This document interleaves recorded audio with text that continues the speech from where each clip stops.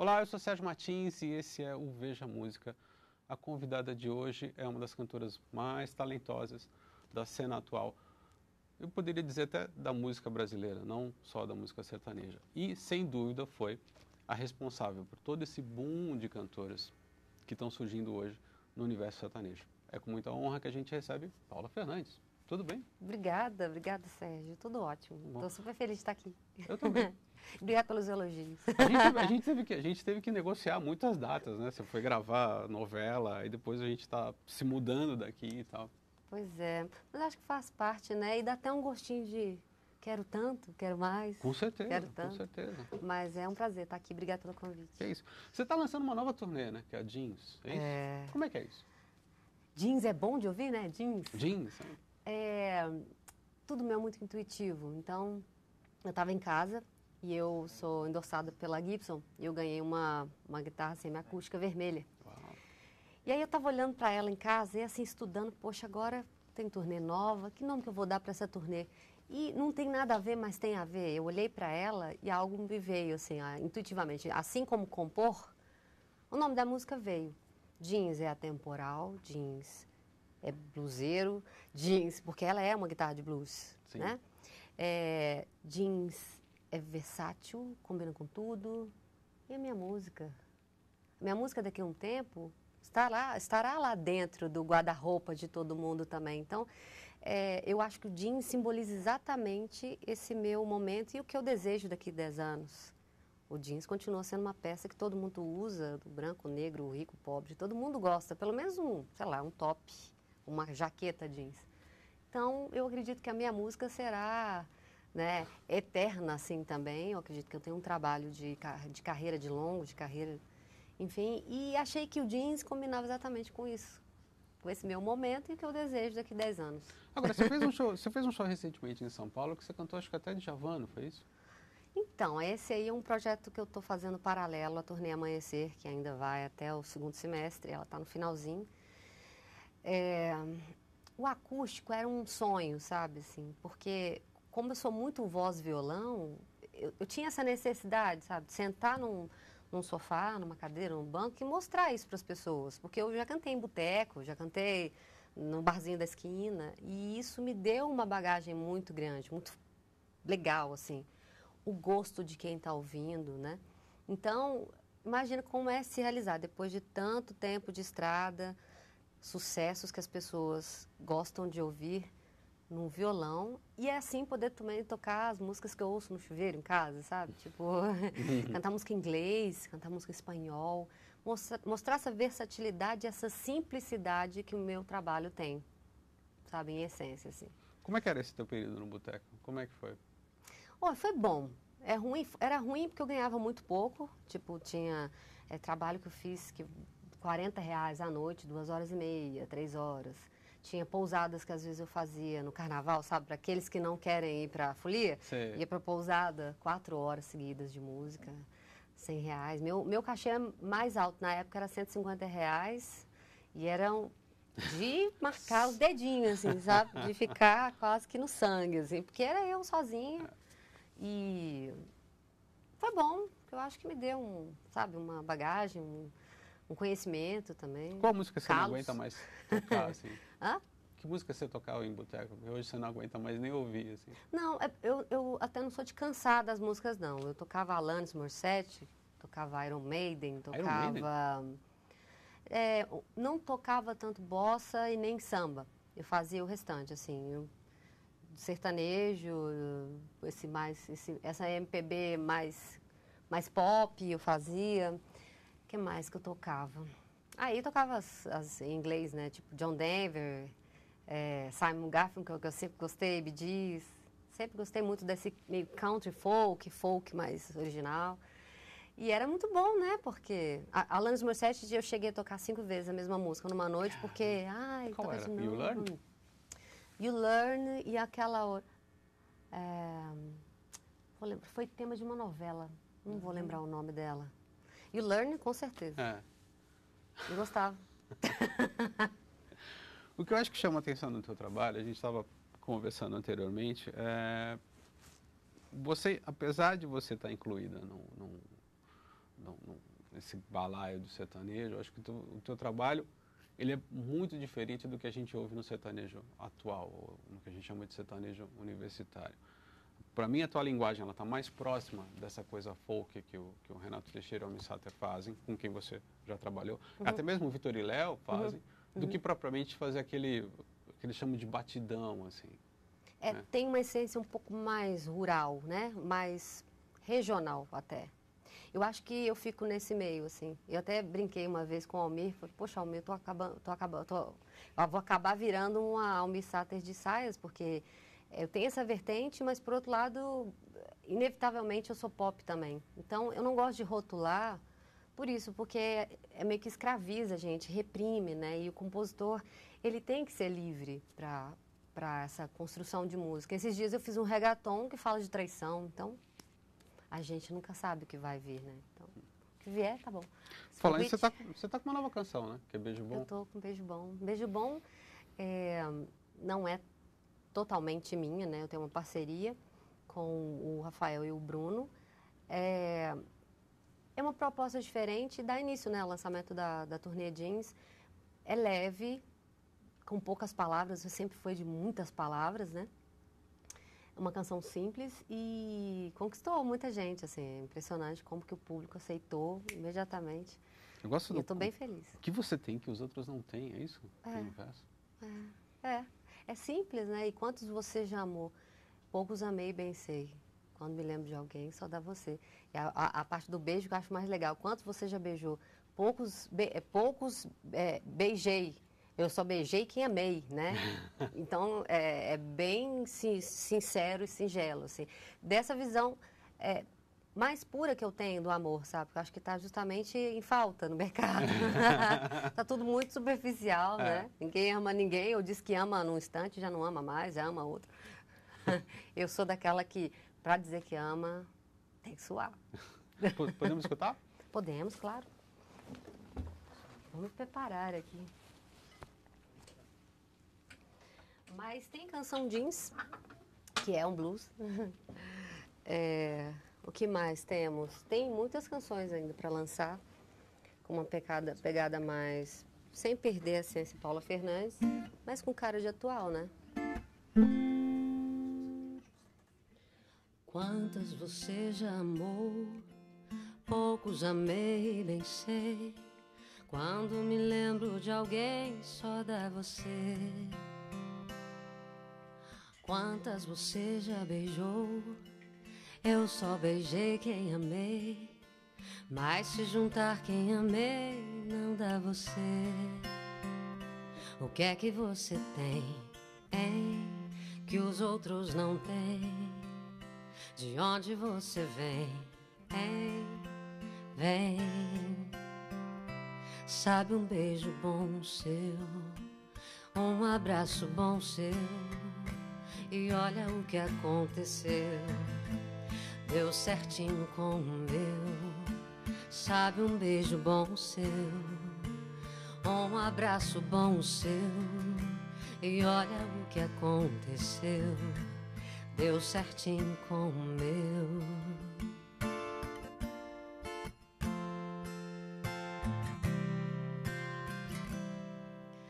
Quantas você já amou, poucos amei, bem sei. Quando me lembro de alguém, só dá você. O que é que você tem, hein, que os outros não têm? De onde você vem, hein, vem.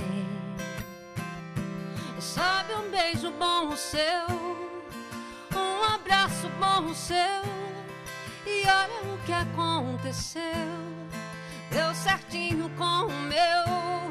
Sabe, um beijo bom seu, um abraço bom seu, e olha o que aconteceu, deu certinho com o meu.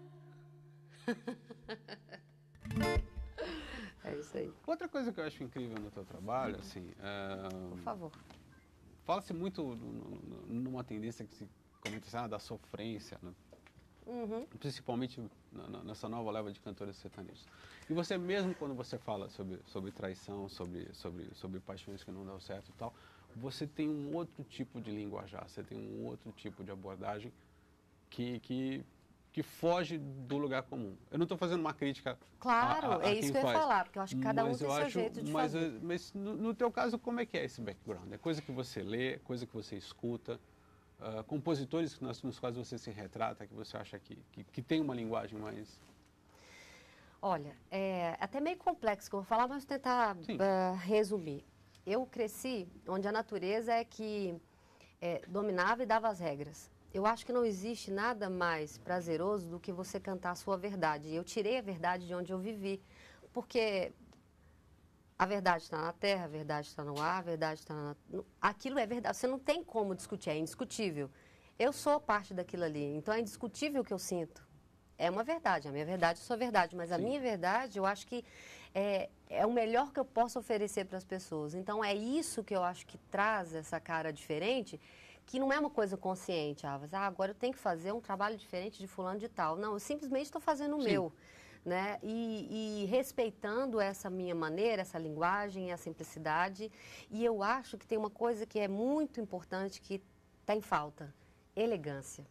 Então, eu sinto que as pessoas estão perdendo a elegância para lidar com o outro, uma forma de se expressar. Então, a minha música, eu quero que seja o mais elegante possível, sabe? Porque é um direito seu, é um dever seu e um direito do outro, entendeu? E música é vida, é leveza, é natureza também. Então, se é verdade, tá certo. E por que não ser com elegância, né? Mas isso tem muito a ver com os compositores que você escuta também, né? Tem, e tem a ver com a minha criação, tem a ver com a minha forma de encarar o mundo, tem a ver com a minha sensibilidade, tem a ver... eu acho que é muito sentimento. E inspiração é uma coisa que a gente não explica, sabe? Quando eu estou compondo, geralmente, as músicas que deram mais certo, as que mais tocaram as pessoas, foram as que mais me tocaram. Se ela não me toca, ela não sai do papel. Entendeu? Então... se me emocionou, vai emocionar alguém. Não importa se é 2, 3, 4 pessoas, ou se vai ser 1 milhão. Se me emocionou muito, eu já sei que vai passar do 1 milhão. O Bodigão, estamos chegando perto. Somos com 750 mil espectadores agora. Então, estou quase chegando ao 1 milhão. Estamos quase chegando ao 1 milhão, Mas é bem isso mesmo. E... Papai do Céu tá aí, sabe? Ele olha muito por mim, ele é muito generoso comigo e eu tô sempre pedindo coisas boas. Ele tem mandado umas coisas interessantes. Você começou muito cedo e por um bom tempo você foi arrimo de família, né? Eu normalmente converso com pessoas que começaram a carreira cedo também e para essas pessoas é uma responsabilidade muito dura, uma vida muito dura. Como é que foi para você, assim? Foi dura. Eu acabei pulando etapas importantes, porque aos 8 anos eu passei pela primeira infância e eu estava entrando ali naquele início da adolescência, mas era criança ainda, e eu troquei as bonecas pelo meu violão. Então eu ficava lá sentada em cima da mesa de sinuca da mercearia da minha mãe, ensaiando e com uma mentalidade muito adulta já, sabe? Então, a partir do momento que eu fiz o primeiro show, eu já encarei aquilo como meu trabalho. Eu não sei porquê. Até uma frase que eu falo que eu nunca escolhi música, foi a música que me escolheu, porque realmente foi. Eu não tinha discernimento ainda, não tinha uma cabeça para, tipo, isso vai ser, eu vou fazer isso da minha vida.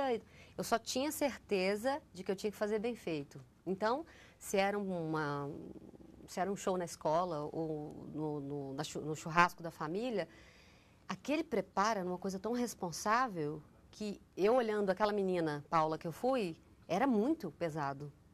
Então, a minha maneira de encarar foi essa, porque eu nunca fui obrigada a nada. A minha mãe e meu pai me apoiaram, investiram naquilo. Tinha uma criança prodígio dentro de casa, porque o que eu faço hoje para um adulto é comum.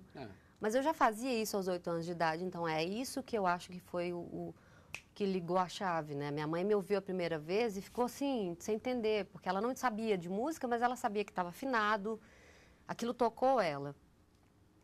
E eles deram o que tinham, investiram o que tinham. Se tinha uma chacrinha, venderam a chacrinha para investir num disco, porque todo mundo dizia que tinha que ser assim, assim, assim. Sim. Até mudar de Sete Lagoas, que é a minha cidade natal, para São Paulo, no escuro, um cachorro, um papagaio, periquito, com um pouco de dinheiro que a gente tinha, sem saber o que ia encontrar. Então, isso me trouxe uma carga muito pesada, assim, como pessoa que sabia que tinha aquela responsabilidade tão jovem. Tanto é que eu me senti na parede aos 11 anos, foi com 10, 11 anos, quando a minha mãe sentou as caixas dentro de casa, assim, na sala, as caixas de mudança, né, cheia de coisa e tal, para mudar. É isso mesmo que você quer? Eu não podia saber se era aquilo mesmo que eu queria. Eu sabia que eu tinha que fazer aquilo, né? O que vinha na minha cabeça era, se eu não der esse passo, eu não tenho preconceito com quem ficou lá. Sim. Mas se eu não der esse passo, daqui 10 anos eu vou estar aqui brincando na rua ainda. E não é isso que eu quero para a minha vida. Então eu tive que tomar uma decisão importante, mudamos todos, e eu era o maior cachê, o maior salário da casa, também pesa, mas, por outro lado, deu um alicerce incrível para essa pessoa que eu sou hoje, né? Controlada financeiramente, uma pessoa que pensa para fazer as coisas. Eu não sou uma inconsequente, né? Isso me ensinou muito, me amadureceu muito. Foi muito, muito melhor do que pior. Agora, uma coisa que eu notei, eu estava escutando o teu disco em inglês, assim, o teu estilo de cantar mudou muito. Você acha? Acho. No disco em inglês, por exemplo, você tem umas coisas até que lembra a inflexão da Dolores O'Riordan, do Cranberries. É mesmo? É. Por causa daqueles iodel, não? Sim. E hoje você canta um pouco mais impostado. Lá. Né? Agora. Bem mais impostado. E usa o vibrato, assim. Né? Como é que você foi desenvolvendo isso? Sentimento. Eu nunca fiz aula de canto. Eu fiz preparação vocal quando eu passei meu primeiro aperto, em 2008. Eu fechei o contrato com a gravadora e estava gravando Pássaros de Fogo, quando de repente a voz sumiu, inexplicavelmente. E eu era disciplinada, assim como meu pai me ensinou. Tomava mel todo dia, não tomava sorvete, não tomava friagem. Totalmente errado. A gente estava fazendo totalmente errado e isso foi muito conflitante para mim, porque eu tinha que fazer exercícios, eu tinha que aprender a cantar com diafragma, não cantava. O sorvete nada tinha a ver com isso. Então, eu amadureci muito rápido umas coisas, mas ali eu estava diante de um conflito incrível. Poxa, quanta coisa eu perdi nesse período fazendo a coisa errada, achando que estava fazendo certo. Então, foi quando eu fiz essa preparação, que foi muito importante. E aí, pode ser que eu tenha adquirido dado início a essa nova Paula com essa nova impostação, mais que grave. Sempre foi grave. Sim, sempre foi grave, mas o meu alcance é legal. Sim. Eu tenho agudos interessantes, mas tenho graves que a gente nasce com eles, você sabe muito bem. Ninguém adquire grave, né? Mas agudo adquire. E desde então eu estou mais disciplinada, né? Mas estou fazendo a coisa certa e tomo sorvete, graças a Deus. Meus dias de folga já não tem mais aquela neura. Vamos recordar uma, então? Vamos. O que você quer ouvir? Tem o The Who, Behind Blue Eyes. Você gostava com o The Who ou com o Limp Bizkit? Com o Limp Bizkit. Ah, é? Então você não canta a última parte, né? Não, tudo bem, não. É que a versão do The Who tem uma estrofe a mais. Eu vou colar, tá? Não tem problema. Eu acho que não era solto, não. Deixa eu ver aqui. Eu acho que não, viu? Eu vou colocar aqui no meio termo e a gente ouve pra ver se... Porque violão desafinado pra mim. É solto? Tem certeza? Olha lá, hein, menina. Dói, né?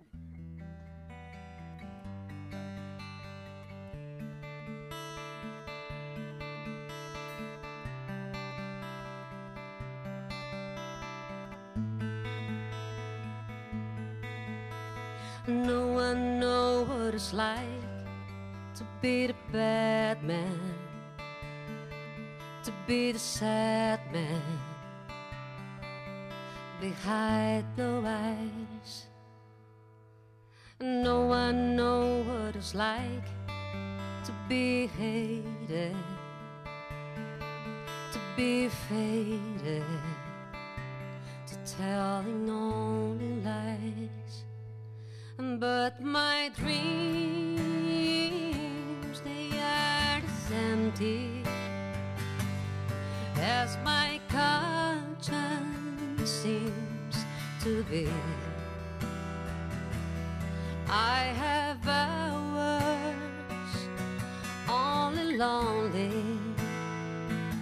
My love is vengeance, and that's never free.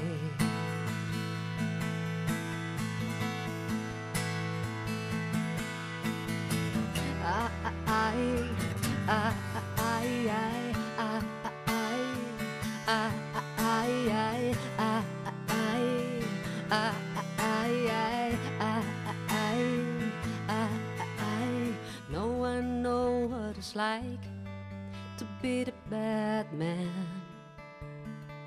to be the sad man behind blue eyes. Grande canção. Ai, linda, né? Você conhecia pelo Limp Bizkit, então? Hã? Você conhecia com o Limp Bizkit, a versão... Conheci com os dois, mas eu ouvi mais o Limp Bizkit, porque eu acho que também era o que estava tocando na época. Sim. Mas gosto das duas versões. Essa não tocava em boteco, né? Tocava. Tocava? Tocava. Gostava de Nothing Else Matters, do Metallica, gostava de Unforgiven, gostava de November Rain, gostava de Patience, do Guns. Ai, tem tanta coisa linda, né? Assim como também gostava de Perhaps Love is Like a Risky Place. Então, desde o Plácido Domingo. Gostava. Eu adquiri esse gosto um pouco até mais eclético na infância, porque com 10 anos eu comecei a fazer inglês e eu tenho um tio que tem um gosto muito assim particular, assim muito peculiar assim para música, e ele tem uma discoteca em casa, ainda tem tipo o primeiro disco vinil do Almir Sater, ele tem uma discografia interessante lá, uma discoteca numa. E ele começou a me aplicar essas músicas, então eu ouvia Bee Gees e me emocionava como adulta, assim, sabe? De arrepiar e tal. São coisas que eu não sei, a gente tem uma ligação com a música, enfim, né? Independente da idade. Eu adorei que você regravou o Desculpe, mas eu vou chorar. Foi a primeira música que eu cantei pra minha mãe. Ah, é? Eu não tinha... Na roça eu tinha o radinho de pilha lá, que a minha avó tinha. Mas depois que eu mudei desse lugar que eu vivi, que é perto da Serra do Cipó, pra você ter uma ideia, a gente ficava 30 dias sem ver ninguém. De tão distante que esse lugar era da cidade. E aí, depois que eu comecei a estudar, tipo, 6, 7 anos, eu fui para a cidade e a gente não tinha som em casa. Então eu aprendi essa música na rua, né? Você estava tocando tanto, desculpa, mas eu vou chorar, que um dia puxei a roupa da minha mãe lá eu lembro que ela tinha um fogão daqueles azuis, que tem asinha, sabe? Aquele de vovó mesmo, que é de 4 bocas. Sei. E ela estava ali cozinhando, eu fiquei insistindo com ela até que ela me ouvisse, assim. Ela ficou parada me olhando, canta de novo. Canta. E aí, para cantar para os parentes ou para quem me visitava, eu tinha que ir para o quarto, porque eu era muito tímida, e a pessoa na sala, entendeu? E foi assim que a coisa começou. Você estava falando, eu pensei que você ia para o quarto para fazer uma mise-en-scène, fazer uma entrada triunfal e tal. Não, é porque eu era tímida mesmo, sempre fui. Hoje eu aprendi a lidar, né? Tô tímida hoje. Eu acho uma grande letra do Joel Marques, que é um compositor muito fora da curva, assim. Eu cheguei a gravar uma música dele, foi no meu primeiro CD, eu acho que era Ana Raio nessa época ainda, porque eu usei esse nome artístico durante um tempo, porque diziam que eu era parecida com a Ana Raio com a Ingrid da novela. Liberato. E como eu sempre gostei do Almir, né, tudo a ver. Eu gravei A Voz do Silêncio, do Joel Marques. Que faria você se soubesse que está para nascer outro filho no mundo. Falava sobre o aborto. E alguém com tamanha frieza acha que a natureza não pode vingar. E ele muda, no meio dessa música, ele muda o rumo da vida daquela criança que tá para nascer. E a criança está falando, poxa, o que eu fiz para você, né? O que eu fiz porque eu não posso ter o direito de viver? E essa música é até legal de rever, resgatar. A Voz do Silêncio, é linda. Você pensa sobre essa questão do aborto, assim? Olha, eu acho que é uma questão muito relativa, Sim. né? Porque eu me coloco, eu como mulher, fica muito mais fácil de te falar Sim. que se eu fosse abusada, e claro, obviamente, aquela situação me faria querer, né? Mas como é que fala? É tão complexo você dizer isso, porque a gente não sabe a missão daquela criança que também estava para vir, né? Qual o ensinamento que ela traria. Sim. Mas também questiono a questão de saber que aquela vida pode tirar a vida da mãe, sabe? Então, é questionável. Eu não tenho, falar assim, olha, eu sou a favor. Eu digo só que cada caso é um caso, assim como as outras situações, né? A gente está vivo e cada situação é uma situação diferente da outra, né? Então, Você tem um grande disco ao vivo, que é o Amanhecer ao Vivo. é. Né? E a gente estava conversando sobre a introdução, ainda que de maneira discreta, de ritmos eletrônicos. Aham. Quando é que você começou a falar assim, eu acho que de repente eu posso dar uma turbinadazinha mais aqui? Tá e tal. navegada ali, né? Eu acho que foi no próprio Amanhecer. O Márcio Monteiro, que é meu produtor, a gente conversa muito e ele gosta muito de ouvir música, principalmente música de fora, e ele trouxe isso, sabe, para minha canção. Porque, embora seja eletrônico, ele não suja, né? Ele não tira a essência do que eu estou fazendo. Então, por exemplo, Depende da Gente. Depende da Gente, nasceu no violão, no piano, não toco piano, mas nasceu no piano, Sim. ficou aquela coisa. E ele, de repente, optou por fazer um looping.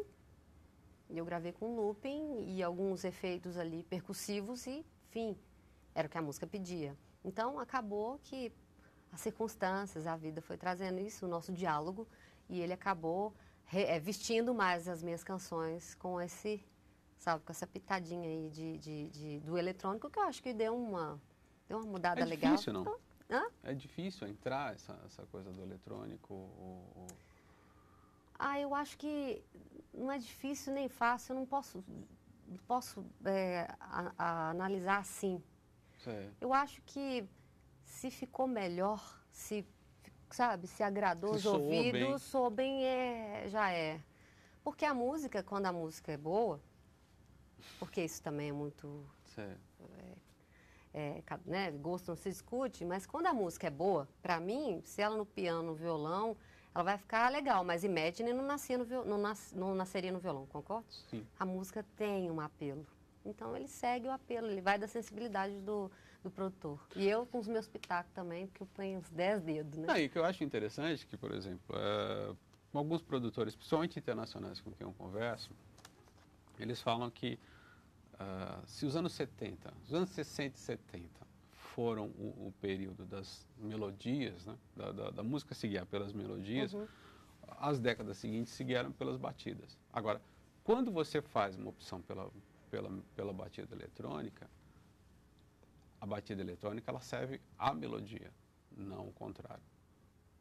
Sim. Você faz uma boa melodia e você adiciona uma batida eletrônica. Não é o contrário. Não é assim, Mas o que eu não abro batida... mão é da boa melodia. Para mim, pode que seja a capela. Entendeu? Eu acho que a boa melodia, quimicamente, ela fala mais do que a letra também. Tem um dueto com a Sandy também nesse disco. Tem. Fiz a música para ela, há muito tempo atrás. Logo quando ela se separou do Júnior, aí misturado, claro, a uma situação amorosa, né, um término que eu estava vivendo, eu fiz essa música imaginando ela interpretando. Aí depois, acabou que ela não gravou e tal, mas gravou comigo, né? Uhum. Que eu acho que foi o mais legal. Eu fiquei super emocionada. Eu lembro que eu fiz 3 takes, 3 gravações, né? A entrada dela e tal, eu chorei as 3, não teve jeito, não teve o que salvar. E a gente tem que fazer uns cortes aqui. Você sempre faz música quando você se separa, não?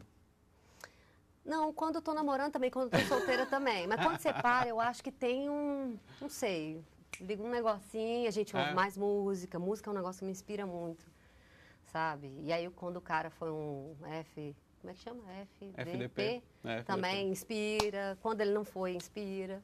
Aliás, você fez uma homenagem a uma FDP, né? A palavra errada é isso. Palavra errada...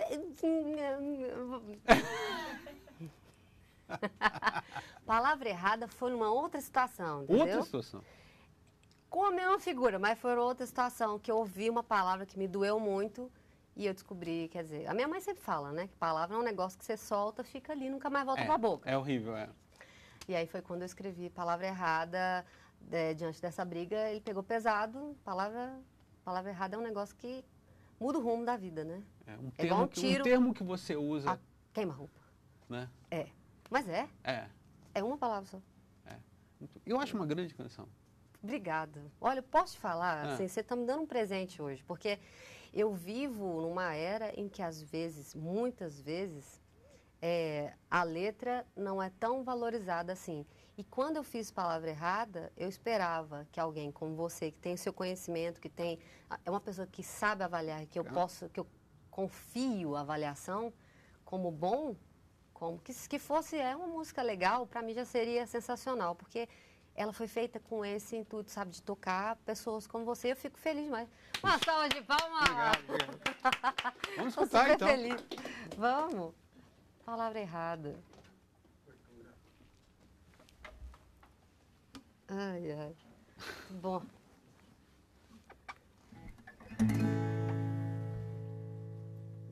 Só chega pra mim, por favor, mas mais um tiquinho. Como diz no interior. Isso. Palavras que destroem nossos sentimentos. Palavras duras ditas no pior momento. Palavras impensadas sujam nossa boca. Palavras doem mais que tiro a queima-roupa. Palavras que nem sempre dizem a verdade. Palavras soltas vagam pela eternidade. Palavras lindas curam mágoas e feridas. Palavras foram feitas pra contar a vida. Se nenhum de nós puder ceder, uma palavra errada bota tudo a perder. Melhor então é se calar, porque palavra errada sempre vem pra machucar. E me calei pra te mostrar que a dor do meu silêncio foi menor que o meu falar. Estou aqui com você, com 1000 palavras de amor então pra te dizer que me calei pra te mostrar que a dor do meu silêncio foi menor que o meu falar. Estou aqui com você, com 1000 palavras de amor então pra te dizer eu te amo.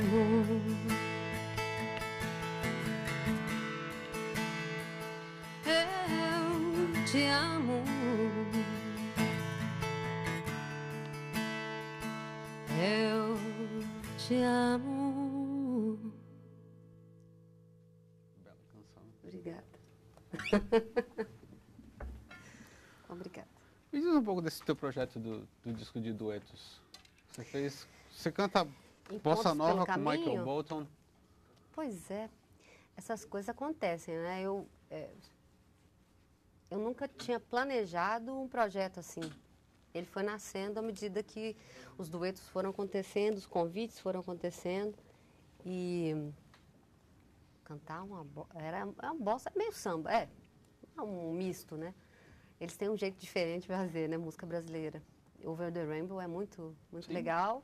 Foi um dos primeiros convites que eu recebi. E depois disso foi acontecendo. A Taylor, o Alejandro Sanz, o Juanes Eu acho que o mais recente é Xanaia, o próprio Dominguinhos, que foi um dos primeiros, Roberto Carlos. Então, acabou que a coisa foi acontecendo naturalmente e alguns... Eu não sei se você ouviu o disco, você ouviu o disco? Eu gosto muito do dueto com o Tim McGraw, que inclusive a Taylor fez uma versão... Ela que cantou a versão em inglês. E foi uma dureza cantar aquilo agudo daquele jeito, porque eu sou contralto e ela fazendo tudo aquilo foi uma facilidade. E eu tive que construir uma versão que não necessariamente estava dizendo que estava falando em inglês, né? Que é uma versão ao pé da letra, mesmo porque a música é dramática. Mas fale a verdade, encaixa em todo lugar, né? Então, e foi um desafio para mim, né? Cantar nessa região. Acho que o momento desafiador é você cantar Aquarela do Brasil com o Frank Sinatra. Eu acho que foi o mais difícil. Porque foi um convite da família dele, para o centenário. E essas coisas, a intenção, para mim, já é tão incrível, assim, imaginar que estou marcando a vida dessas pessoas, as pessoas me ouvem, ouvir uma música que você quer, para mim já é um prêmio, assim. E aí eu participei de Brasil, foi super complicado também, porque tudo era gravado em 2 canais, um canal, era tudo diferente na época, e muito ruído, muito vazamento, enfim. Mas eu achei que ficou legal, ficou parecendo realmente que a gente se encontrou, assim, nesses concertos. Qual é a maior dificuldade de você gravar com uma pessoa que já morreu, assim? Eu gravei aí em cima de um solo, então eles tiveram que tirar nas frequências mais agudas, principalmente, que era o que estava aparecendo. Tinha, acho que não sei se eram os metais, e eu cantei parte aí, e a outra parte, eu acho que tinha a própria voz dele. Como é que tira a voz do homem para não parecer que tá... Mas aí vai do técnico, né? Fenomenal, fazer uma manobra espetacular ali para parecer que realmente eu gravei naquela época e junto com ele. Você já tem Beijo Bom, você tem Jeans, que é um blues. Você pode explicar um pouco mais sobre esse disco novo? Você está gravando, já gravou? Então, hoje em dia, assim, eu sinto falta do disco, né? Porque hoje em dia ninguém grava disco, a gente vai o conceito de disco lançando não existe, singles e até que isso se torna um álbum, mas já está aí nas plataformas, né? Já está para as pessoas conferirem, ouvirem o tempo inteiro. Como é que eu vou dizer? Eu acho que Jeans é leve, sabe? Eu não perdi a essência da Paula Fernandes, que tem essa pegada rural, mas é uma Paula mais moderna, entendeu? Mas a tua ideia vai ser essa, você vai lançando canções aos poucos, não vai lançar um disco fechado, por exemplo? Eu acho que deve acontecer, de repente, gravar um acústico, ou então, de repente, juntar todas essas canções num álbum, lançar um álbum, assim. Mas aí o povo já vai saber de qual é salteado, né?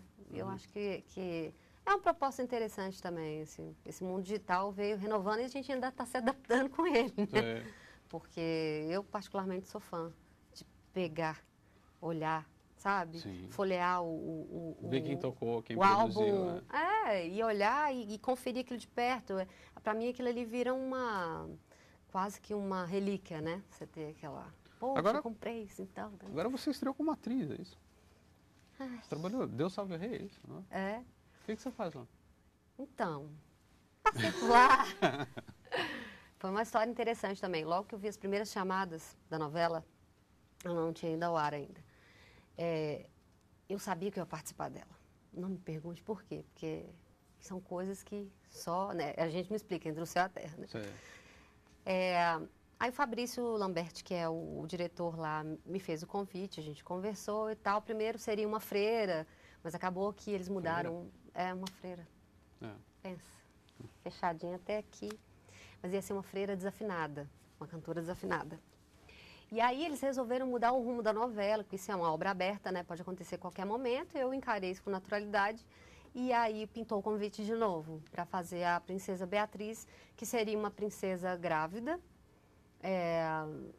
medrosa, né, tímida, muito reprimida pela mãe, assim, que a mãe criou sozinha, e ela seria obrigada a casar com o rei Afonso, que é na trama o grande amor da Amália, né?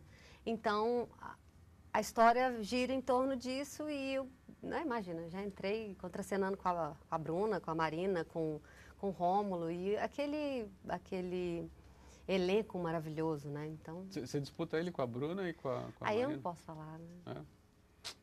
Aí é surpresa. Bom, se eu fosse o rei, não teria a menor dúvida que eu ficaria... Hã? Se eu fosse o rei, não teria a menor dúvida. Mas o par é difícil ali, viu? É? Nossa Senhora, olha, se é bonita, se as duas são bonitas na televisão, de perto melhor ainda. Ah, mas elas não Beijo têm pra Bruna e pra Marina. Você tem como uma amiga minha diria, você tem um Paranauê aí que elas não têm. Um Parangolé, mas obrigada, fico feliz com o elogio. Mas eu fiquei muito feliz com o convite, assim, porque tá ali diante de artistas tão consagrados já, elas são jovens. Mas E é uma nova experiência também, né? Nessa minha construção, como artista, é muito importante. É muito importante. Deixa eu só fazer uma pergunta um pouco mais delicada, assim. Você já falou publicamente que você lidou já você teve problemas com depressão. Uhum. E nas últimas 2 semanas, 2 personalidades se suicidaram por causa de depressão. Algumas delas a gente nem sabia que tinha, que era o caso do Anthony Bourdain, que é um chefe, um escritor, um jornalista fabuloso, assim. Como é que você lida com isso? Isso é algo que te acompanha? Isso é algo com o qual você lida no dia a dia? Como é que isso... como é que você domina essa... Quando aconteceu, eu tinha 18 anos. E realmente não foi fácil, porque hoje depressão é uma palavra mais comum, né? De ser dita. Na época, o pessoal encarava a depressão como ou ficou doida, pirou da cabeça, é loucura. Frescura. Ou frescura. Manha. Eu ouvi muita coisa. Mas eu acho que foi um grande aprendizado para mim, sabe? Porque até então parecia que eu estava vivendo uma redoma de vidro, assim. Aquele momento foi um divisor de águas, em que eu vi que eu não tinha capacidade de fazer nada. Tipo, de tremer o dia inteiro, ter medo de atravessar a rua. Eu tive pânico. E são experiências que são muito dolorosas, mas também muito enriquecedoras. Depois que eu comecei a me tratar com tarja preta, com acompanhamento de um psicólogo, psiquiatra, que eu achava que era a treva, mas... Gente, eu acho que esses profissionais existem para tratar esses casos mesmo. E assim como o meu foi possível, e eu lido com isso na família, que tem algumas pessoas que têm, mas eu encaro de maneira diferente, né? Eu sempre tenho uma palavra e me sinto até orgulhosa de poder chegar e falar assim, olha, eu consegui. Vai para esse caminho aqui, sabe? É legal poder mostrar o atalho. O atalho é médico, sabe? É acompanhamento médico e amor da família. Porque a família não pode encarar aquilo como é frescura, né? Ou então, ficou doida. E a minha família foi muito importante nesse processo, assim, que foi tão doloroso. Eles cresceram junto comigo.